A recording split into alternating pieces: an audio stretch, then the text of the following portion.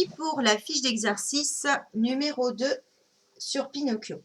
Alors, le premier exercice, c'est celui-là que je vais surtout t'expliquer.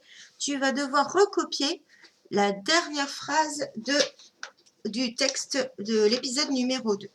Donc, si c'est la dernière, ça se passe à la fin.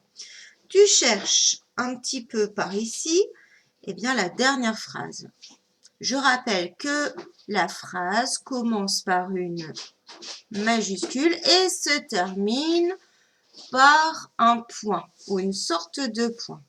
D'accord? Donc, tu la recherches et quand tu l'as trouvée, eh bien, tu peux la recopier. Mais ce n'est pas terminé. Quand tu auras recopié cette phrase, il faudra que tu retrouves les verbes. Et quand tu les as trouvés, tu dois les souligner. Je t'aide. Petit coup de pouce.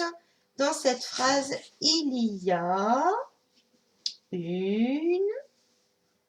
deux verbes. Il y a deux verbes à souligner. C'est pas facile parce qu'on n'a pas encore fait cela dans une phrase. On a déjà travaillé les verbes parmi les mots. Mais je suis sûre que tu en es capable, il n'y a pas de souci. Le deuxième exercice, il faudra que tu complètes les mots avec un son qui est toujours le même. Donc, dès que tu auras trouvé le son un peu vedette, un peu la star de tous ces mots, eh bien, tu auras tout trouvé. C'est un son que nous n'avons pas encore travaillé en classe. On va bientôt le faire ensemble en vidéo.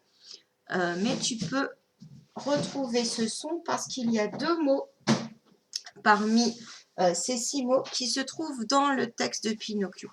Donc, quand tu les auras retrouvés, c'est le mot accompagné et c'est le mot gagné. Quand tu les auras retrouvés dans le texte de Pinocchio, eh bien, tu auras ta réponse.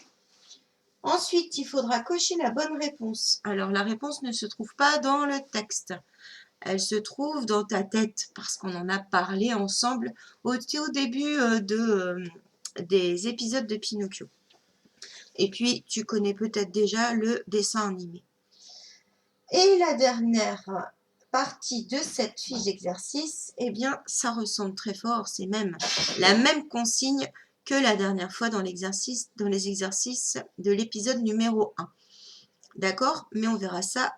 Donc, tu peux le faire. Tu peux essayer tout seul. Il n'y a pas de souci. C'est même très bien si tu y arrives. Première étape, je sépare les mots avec un trait. Et ensuite, je recopie la phrase. D'accord? Cette phrase, elle ne se trouve pas. Cette phrase, elle ne se trouve pas dans l'histoire, mais elle parle de Pinocchio et de ce qui se passe dans cet épisode. Allez, je te laisse à ton travail et on se retrouve pour la correction.